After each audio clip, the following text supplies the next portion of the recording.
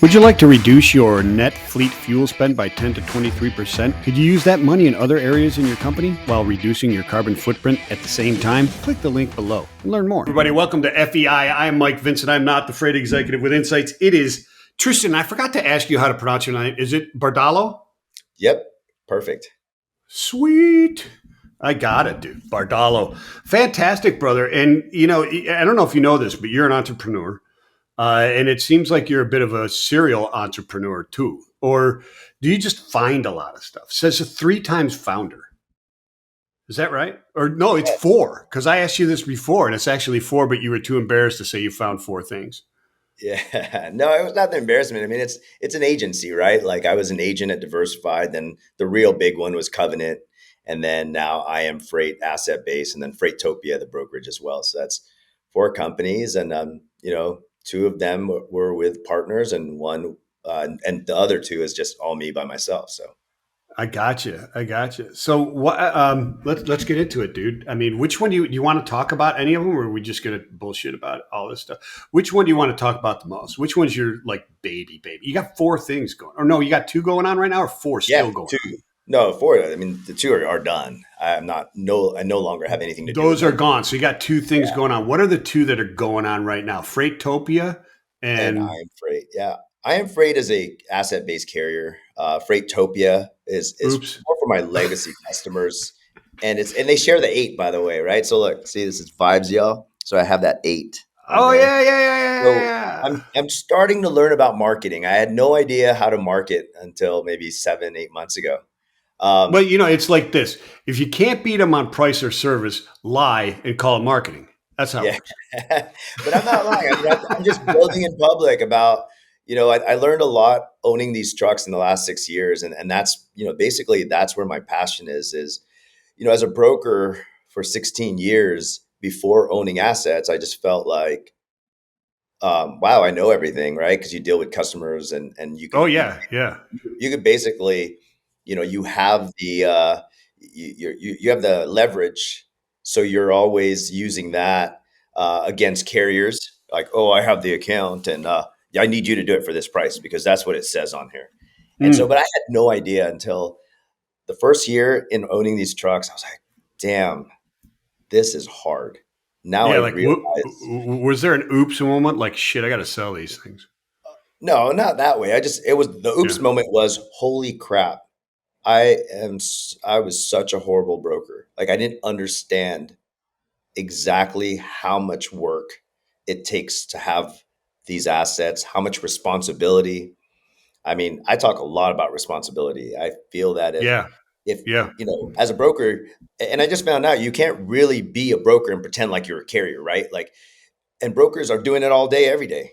Oh, I know how much it costs. I do this. I'm like, well, then, you should share the responsibilities, but you'd like to, it's fixing the blame on the carrier always. Yeah. We're not responsible. We vetted you guys. So our hands are clean. And so, I'm like, like, why do you come up with a price then? You're like a carrier, and people will disagree with me all they want, but the reality is there's a shared responsibility to running these trucks. So just because you have a brokerage that have a $75,000 bond, and I'm not talking shit, I'm just reporting here that $75,000 bond is a joke.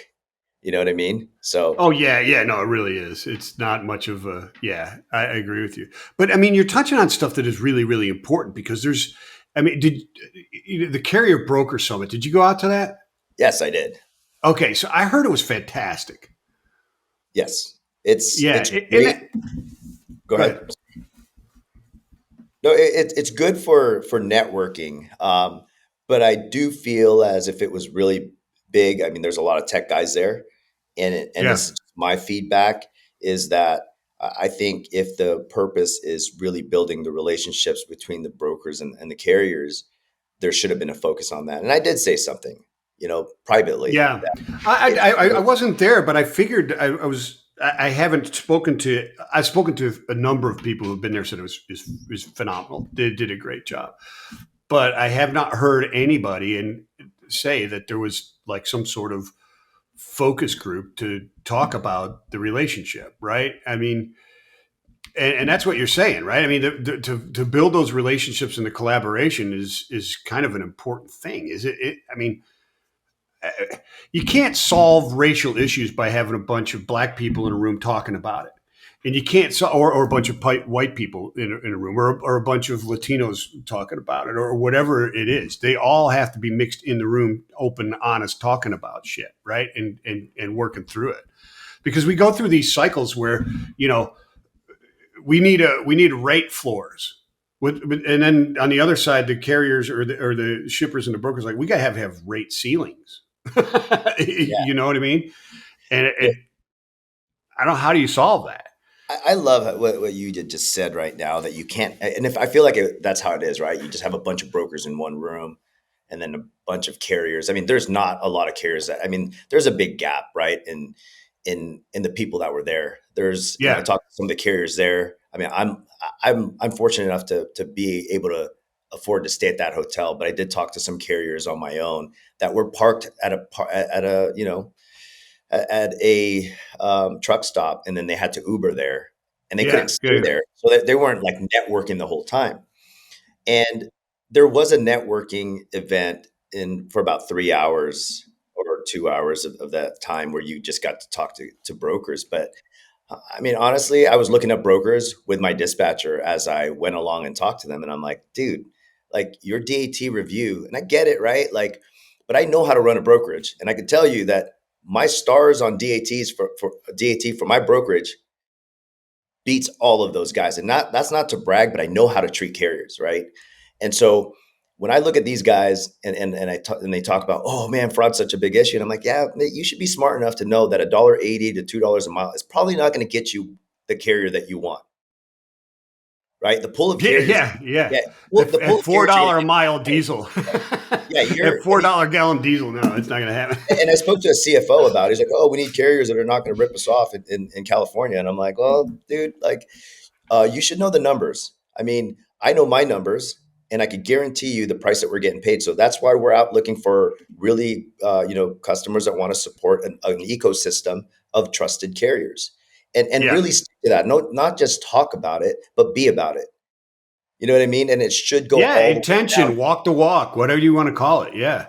And I'd rather be a small brokerage caring about the people that I touch versus being really big. I mean, revenue is what everyone talks about, but how about churn?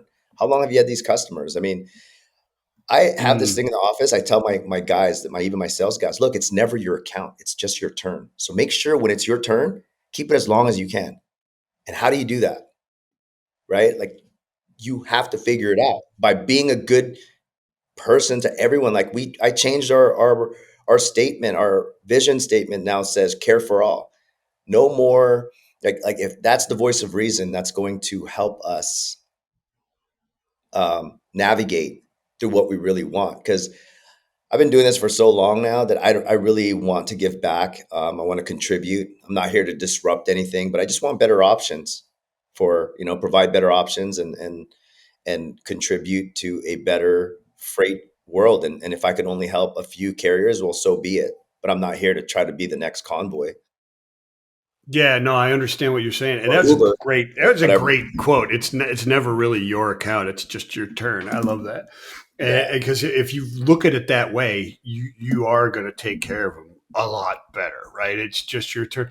So, it's the game has always been, and it's one of the things that, like you look at FreightWave sonar and their outbound tender rejections or inbound tender rejections and stuff like that. It's all about optionality, right? Carriers got something better to do, therefore they start rejecting rates. And what that means is rates are they're going up, and it's a self-fulfilling prophecy, and it's this cycle, right? You got a piece of equipment, somebody's going to pay you $2 a mile, and then somebody else says, oh, wait, no, I really need you, I'll give you 3. And you multiply that over blah, blah, blah, blah, blah, and pretty soon it spreads through, and then you've got rates climbing and so on and so forth, right? Is kind of how that starts to happen. And it's, supply and demand is what it is. But we all know that the game that goes on, and shippers will drop a carrier in a grease for 5 cents a mile, easy. And carriers will drop A shipper agrees for 5 cents a mile. I mean, I don't know if you've ever run across this before, but in brokerage, when I started a brokerage company, one of the first things I noticed was like, wait a minute, this carrier wouldn't do the job, but then they show up under their brokerage side. It's the same damn carrier on the same freaking load, right?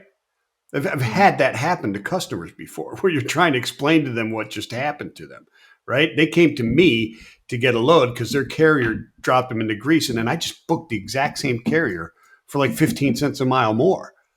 And they show up at their dock and they're like, what the hell's going on? You know? Well, that happens a lot with, because back in our days, we really didn't see who we're dealing with. I think today, if you build in public, you can see who the carrier is, and you have to be able to talk to that carrier. And we're all like the ones that are hiding. Why would you even want to do business with them? And and Don't disagree. and honestly, we don't post a lot. This is how I broker now. It's pretty funny. I call all my carrier friends and I talk to them and I say, hey man, I have this project I'm working on. What's your rate? I don't go back to them and say, well, market rate is, because I know how much it costs. I already know how much it is. Like, it should be a requirement that every brokerage has to go to school like a doctor, right? If we're going to be prescribing rates, think about that for a minute. If we're going to be prescribing rates, whether you're Sonar, or your Green Screen AI or DAT rate review, if you're going to be prescribing rates, then I think you should have gone to school and went to your, worked in the emergency room so you could prescribe all the medicine that you want, because that medicine is not going to solve the problem that is happening, right? Like that double brokering, that guy that's underinsured, that driver that might not be, legal to drive. Like there's so many things that you're doing without actually looking into what's the real cause of this problem. And it's an ecosystem that's failed, that because of actually really, like, you set out to serve these customers, but what you're actually doing is you're going to underserve them with the rates that have been prescribed.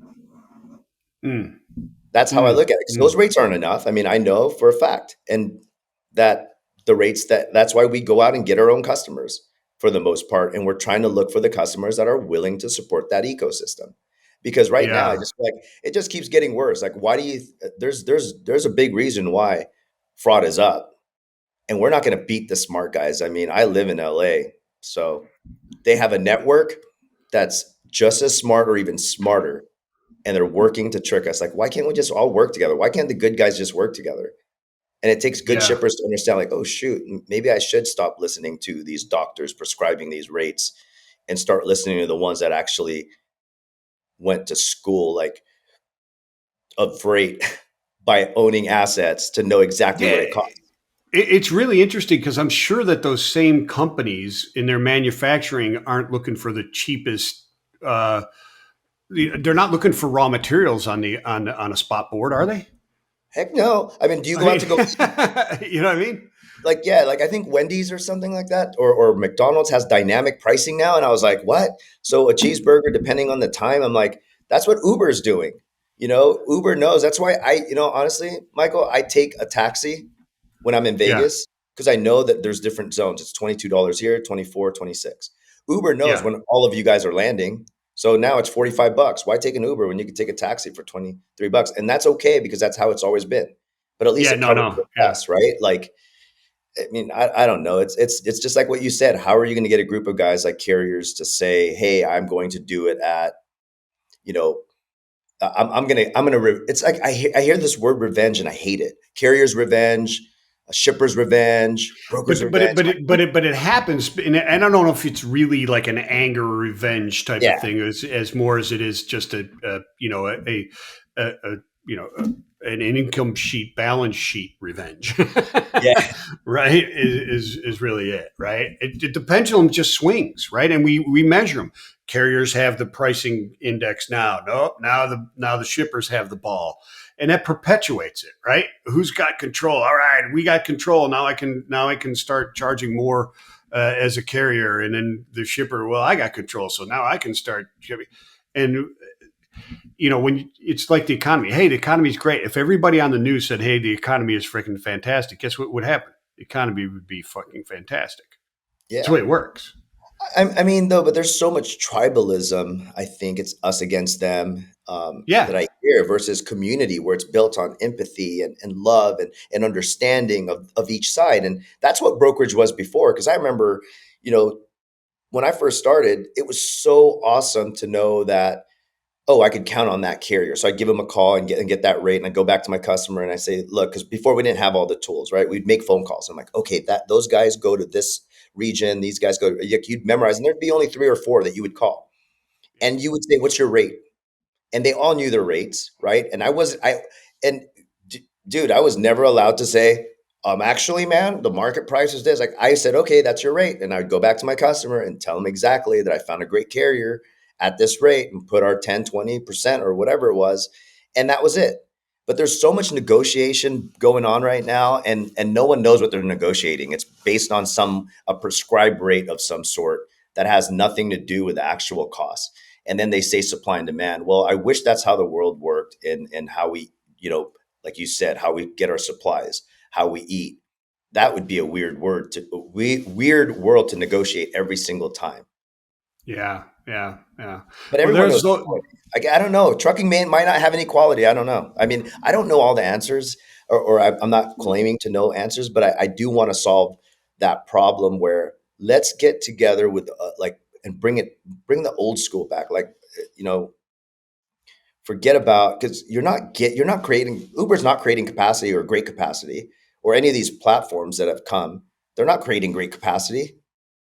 right. Like what capacity? I mean, what's the value of Yeah. it? Like old school brokerage is still like the psychology of old school brokerage is, hey man, you know what, shipper, I want to take care of you. I want to make sure you have a great carrier, great experience, great everything, and let's figure it out. And we'll go work with partners as long as I'll be your assistant. Like I serve my customers on both sides, and I serve the Yeah. carrier. Like, I want to be I want to be what a real broker is, not just a vending machine. Well, I think, I mean, part of that solution, and somebody put forth the proposition recently that barrier to entry would solve a bit of that Oh yeah, on the brokerage side, right? Because it's not the people. I mean, I would hazard to say that the majority of the brokers that have been established and are there are very similar, or their core function, their core at their core, they've got the same values and everything that you're talking about right now. It's those fringe that are working the spot market, and these, you saw thousands of these guys in their underwear and their pajamas go out of business over the last 9 months, right? Those are the guys that drive that vending machine crap. yeah. No, because I know there's a lot of great brokers. Like my friend's dad and his friends that are all brokerages. It's funny how they're not on Freight Waves, they're not on LinkedIn, but they have No, awesome customers that they're running, 15 to $30 million brokerages, and we've never heard of them, but they're good human beings behind that right, company. And they don't right. talk about revenue. I mean, I love to talk to them because they talk about churn. Oh, I've had this customer for 35 years. Like me, I've had customers for 20 years or 18 years. Those are bragging rights. Not that everyone shares. Like, okay, great, you have Niagara. So what? Like, go kill it. Yeah, yeah. Niagara makes us, and I don't know, and, they make us play against each other, where I don't even join that race to the bottom. I'm going to go run my own race. Yeah, it's like they perpetuate this notion. We used to call it the stupidest person or the most desperate person in a room sets the rate, and that's what's dangerous. That's what's dangerous to brokers and to carriers, and in the same turn, shippers, because the most bold is going to get the highest rate, right? They're going to drive it up as high as they can and push that limit until it's there where it is, where nobody's looking at this. Okay, what do we all need to survive, and growing on actual organic growth or market share growth through service and everything. There's this play on price constantly in this market. And it's not that way with many other vendors' relationships with the customers. But in trucking, I think it's because of the low barrier to entry that really drives that in many ways. Yeah, that's I'm glad you said that, because I follow a lot of the earnings reports of Yeah, publicly traded companies, And one is that stands out is Old Dominion, right? Yeah. We had Yellow, this behemoth. They were operating at $1.03, $1.05 operating ratio. And then you Yeah. have freaking Old Dominion killing it at 70, right? 70%. Like They're beating them by like but 35 cents on a dollar. That's yeah, they're insane. and people are paying for it. You're like, who's paying Old Dominion? But the reality is they're giving you back value, right? They have great drivers, they have great service, and that's why people pay for them. And I don't know, for some reason, we lose sight of that when we know that, okay, maybe I mean, I don't know, because when I used to sit, I was pro profit. I was pro making money for Tristan and setting him up. So when I was a broker, of course, I was trying to get the cheapest. And I'm not saying that I don't know if that was the right thing to do, but at that time it was right because it felt like it was right. Yeah. Yeah. Yeah. Yeah. Yeah. Okay, well, these guys are doing it for that price. Why not? Like, who cares? I'm not. Who am I to say how much they could charge? Right? Like, that's. I'm telling them what the market is, and they're saying yes to it. So that's the problem too. Is how do I build the confidence for carriers now to say, hey, you're a lot better than you are. You're a lot Yeah. more useful. Like, let's figure out a way to get you to 8 awesome trucks instead of 2 or 3 or 5, or not try to do 100 shitty ones. Let's just get you that sweet spot. How do we do that? And we'll put you in front of profitable loads. And we could Mm, service an awesome customer together. Like, that's my mm. whole goal now, is to try to figure out how many carriers want to join me in a group that says, and I've been working on it on the back end, is working with some carriers. And a lot of the carrier friends that I talk to, it's awesome because they're like, yeah, man, I hate going back and forth. Oh, it's $4 a mile now because there's no trucks, and oh, now I got to do it for $1.90 a mile. But I'm like, what if you just gave us 286 and we'll keep it Yeah. at, and we will never run from you? How about we sign a real capacity contract instead of paper rates? Hmm. Might work. Yeah. I don't know if that's going to work. I just feel like, why hasn't it worked? But has anyone even pushed for it? Because we get distracted. Oh shit! I could put 50% on this today. Yeah.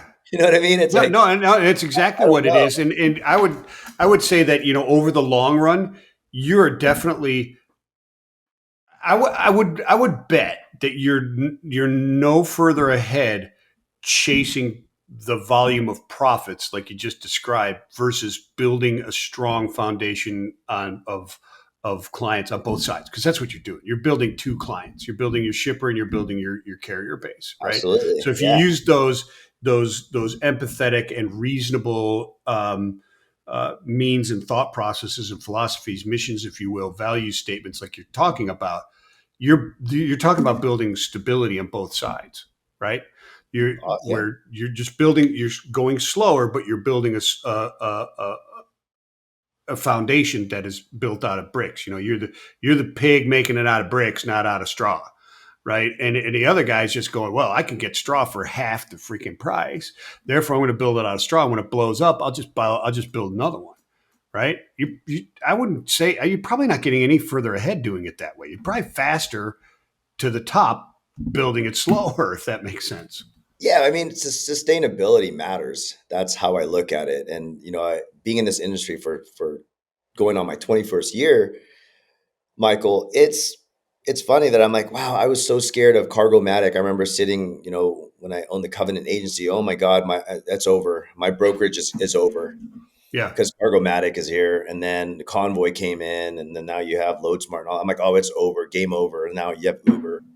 But then I just The think voice about broker's dead. yeah, the brokers are going to be dead, right? But now Yeah. that I realize, I'm like, you know what, brokers are needed, but so are carriers. I mean, the choke point of every broker is a great carrier. It's always been my choke point, Yeah. right? Yeah. So Yeah. now I feel like I honestly just want to build a sustainable business, and it doesn't have to be big. If I could take care of my customers, I could take care of the carriers, I could take care of my people. I don't need to be that big. I don't care to be that big. I just care to have an awesome ecosystem that is sustainable, that Yeah. everyone has the ability to be in it for 20 years if they wanted to, just like I have. Yeah. Because Yeah. Yeah. it's truly sustainable if you could really do it that way. So, because that's the does, business model, man. It's like Ray Dalio's principles. Excellence yeah, is the byproduct. I mean, money is the byproduct of excellence. Like, why aren't we true. focusing on excellence? Like, we're focusing on how do we prevent this double brokering? How do we get this rate down? I'm like, dude, you can't negotiate fuel. I wish I could. I'm like, you know what? I'm not getting fuel today unless you give it to me for $3 a mile. I mean, $3 a gallon. Yeah, yeah, right. I'm not buying your Yeah. insurance, Great West, unless I get it for Qualita's price. I know it's not the same thing, but I always go like, dude, I wish I could negotiate with my guys like the way I negotiate with carriers, but see, carriers don't know how good they really are or how much they're needed. Yeah. But then they cut corners too. Then they don't want to become great because I think about starting a company called Fuck Around Find Out, where Yeah. I just I go get all these drivers from Mexico Yeah. and I get the cheapest insurance that doesn't cover shit, but who cares? I'll meet your demand all day long and I'll get shitty ass carriers. And as long as I have a great, you know, I hope I don't get, into an accident. But like, dude, who cares? I'm only up to $1 million. Like, they're gonna sue the manufacturer anyways. They're gonna sue Wabash or whatever trailer I own. I'm just kidding. You know what I mean? I Like, I think was like, I think, and I'm going to say this, and I know he's not going to mind me saying this, but I think what you're describing is Roadrunner before Chris Jamroz took over. oh yeah, dude, I mean, they did an awesome turnaround, right? They oh my were God, yeah, he's fantastic. It's awesome what he did. dude, like Yeah, I like Roadrunner is, Roadrunner probably said, you know what, let's try to do it like Old Dominion instead of trying to do it like Yellow. what he did is everything that you just said. He walked in and he got investors in the room and himself, I'm sure, and said, "Look, these are our values. This is what we're going to do, and we're going to lose our ass for 3 or 4 years, but trust me." And they did it. Yeah. I mean, at the end of the day, customers want their stuff delivered. They want someone they could trust. And it's Yeah. gonna take a long time. And luckily, I've just showed up in the last, 8 months where I'm like, okay, you know what? I figured it out. And I'm willing to sacrifice the brokerage profits if I could help a bunch of carriers. It's like I'm a born again broker. If I can't help these carriers, then what's the point? Like, I'm going to go do something else. I mean, I have a lot of my network is pretty amazing. I don't have to. I could figure something else out, but now I have a responsibility to share what I've learned in owning these trucks, and I'm going to share it. And whoever Yeah. wants to join me as a carrier that really wants to understand, like, go ahead. We're gonna just provide better customer service, better service for your customers, and it's gonna be our turn. When it's our turn, we're gonna keep that customer, and you're gonna have to wait yours. I mean, in my opinion, it sounds like, and I know this is, I think this is the fact, is you're focusing on the broker, what you're supposed to be doing, what the Yeah, mission of a broker is. It is to find the efficiencies and guide both sides to those efficiencies, cost savings, and quality service on both sides. You're the expert for both sides to bring them together to make sure that that relationship produces what both sides needs. And cost savings doesn't mean, beating the hell out of the carrier down to like zero margins or just fuel to get them from one place to another and they can't even eat, or sometimes less. That's not cost savings, because that's going to cost the shipper in the long run, because you're putting carriers out of business, and then the shipper is going to have to pay more for capacity because there's less capacity. Like you said, it's that sweet spot. yeah. That's where the cost It's like savings are. cyclical, like you said. It's like insanity, right? We're doing the same thing, expecting different results. And what I want to propose, and I don't know if it's right or wrong, but like going back to old school, right? Our job is to manage transportation for compensation, not Yeah, tell it how it is and then we get compensated. You're yeah. really supposed to manage those relationships. And a lot of people talk about it, and I know there's a lot of great brokers out there, and kudos to them. But it's hard when you get so big and there's a lot of these kids that are that wanting to hit the gong, this gong Yeah, culture. yeah. I mean, Yeah. I can't imagine them thinking about, okay, what is the real cost? Like, why don't you sit down with a carrier, look at their balance sheet, and see what the collateral damage of what you're doing with your current business model, Yeah. and Yeah. Yeah. and you wonder why why it's only your turn for 6 months. Yeah. Well, Ryan Schreiber, friend of mine, you see him on LinkedIn all the time talking about things. And part of one of the things he said about when does a customer know that or how does a customer buy or know that they're buying the right product, et cetera. And one of the points in there was if the person who's selling it, you make sure they're an expert, right? Make sure they're an expert. How many brokers out there do you know honestly that could actually um, handle all of the paperwork and scheduling and everything out there and understand all those costs and everything from booking load, pickup, delivery, everything in between and all that. Understand everything that happened. It could successfully manage each one of those transactions that occurs. Just in domestic. I mean, I know in international, very few. Oh yeah, Very few could negotiate a door-to-door shipment from Asia to the United States. Very, very few. yep. I mean, there's some really smart brokers No, out there. I'm not saying Yeah, all. I'm I saying just there are, but the percentage that could do that and understand that and went to school, like you said, you know what I'm saying? School of hard knocks or whatever it happens to be. You started and then you went to school by buying trucks and you learned an ass ton. How many never did that? I mean, it is a noble way to learn um, something that, buying these assets. Everyone thinks it's just buying the assets. No, dude, it's the compliance, the federal Oh regulations. God. Fuck, being in California, right? What's Like, an IFTA sticker? if What are bridge laws? yeah, I mean, and the bridge laws, by the way, just got stronger by 2,000 pounds all of a sudden because Yeah, now you have yeah. electric, right? Like now A the hundred bridge laws that percent, dude. were 80K are now 82K, right?